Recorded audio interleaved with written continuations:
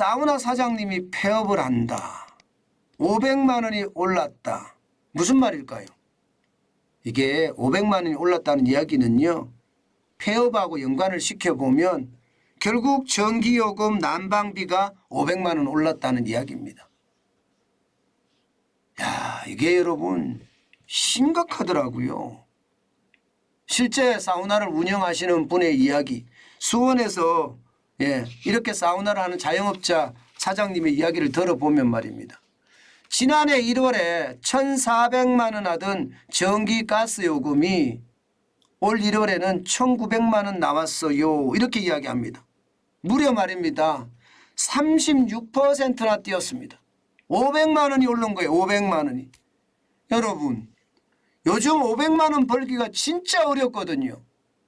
500만 원 벌기가 하늘의 별 따기처럼 저는 어려운 것 같아요.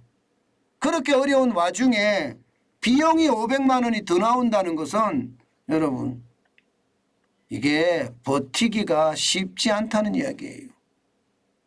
왜냐하면요, 그동안 사우나 운영하시던 분들 억지로 버텨왔거든요. 코로나19 때 손님이 안 왔어요. 그렇기 때문에 말입니다. 빚으로 계속 연명해 왔단 말입니다. 돈이 많은 사람도 말입니다. 3년 동안에 코로나19의 상황에서 버텨낼 수 있는 사람은 많지 않습니다.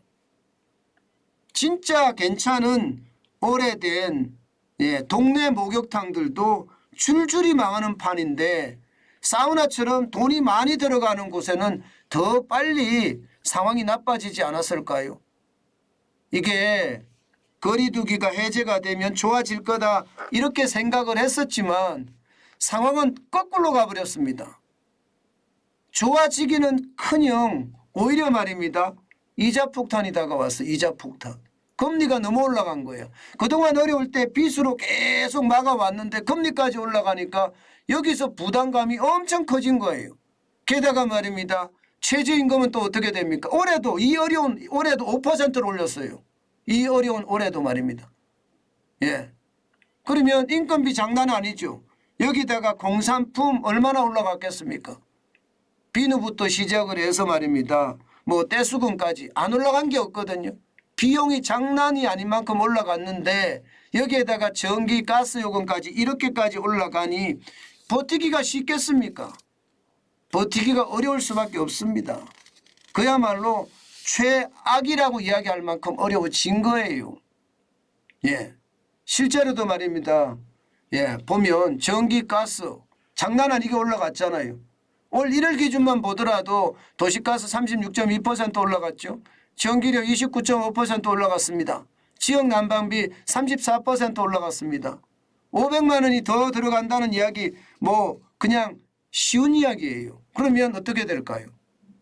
그러니까 사우나 사장님들도 딱 그렇게 이야기합니다. 지금 우크라이나 전쟁도 끝날 기미가 보이지 않고 그러니 에너지 가격은 앞으로 계속 올라갈 것 같고 정부의 지원은 전혀 없으니 내 스스로 그냥 폐업해야 되겠다. 이렇게 이야기하는 사람들이 굉장히 늘어났다는 거예요. 결국 말입니다. 상황이 나빠진다는 이야기잖아요.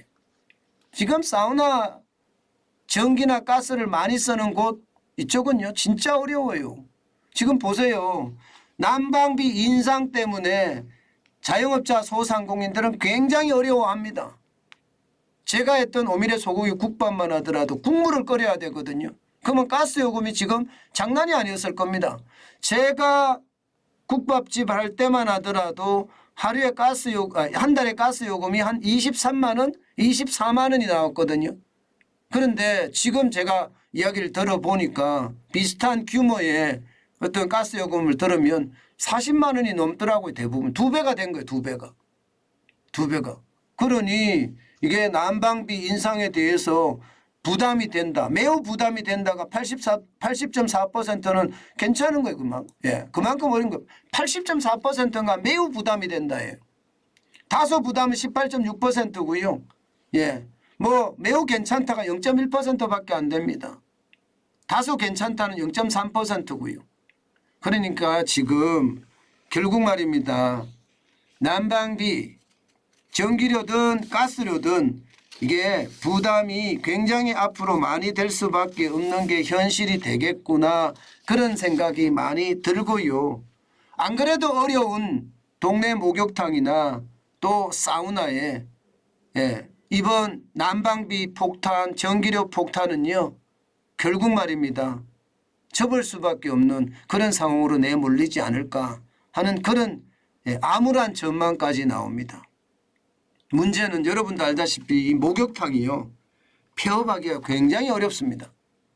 왜냐하면 뭐 보일러 시스템이나 혹은 거기에 들어가는 어떤 시설비, 이거 다 뜯어내야 되거든요.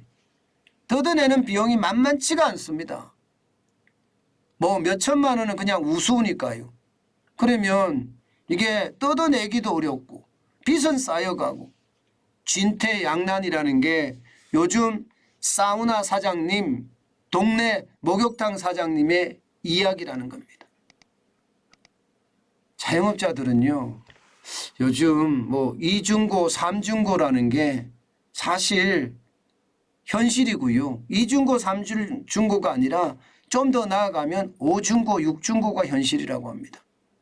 그 정도로 어려움의 연속이라고 이야기하니 참 안타깝게 그지없습니다. 제가 뭐라고 위로를 드려야 될지 모르겠어요. 이게 뭐 사우나를 하시는 분이나 혹은 동네 목욕탕을 하시는 분이나 여기는 뭐 어떻게 대책이 없다고 이야기할 만큼 아주 어려웠거든요. 그러니 답답한 심정 어디 말할 데도 없고 참 하루하루가 답답할 것 같습니다. 그렇지만 힘내시자고요. 뭐 안 되는 일을 억지로 할 수는 없잖아요, 그죠? 그러나 이게 마음이라도 좀 편안하게 가져가는 것이 세상의 이치 아닌가 싶어요. 저도 쉽지 않을 거라는 건 압니다. 그러나 여러분 마음속에 이게 화가 쌓이면 내가 더 힘들어지니까 기왕이면 좋았던 시절을 생각을 하면서 좀 기다려 보시지요. 언젠가는 또 희망의 불꽃이 피어오르지 않겠습니까? 저는 언젠가는 또 희망의 불꽃이 피어오르리라고 믿고 있습니다.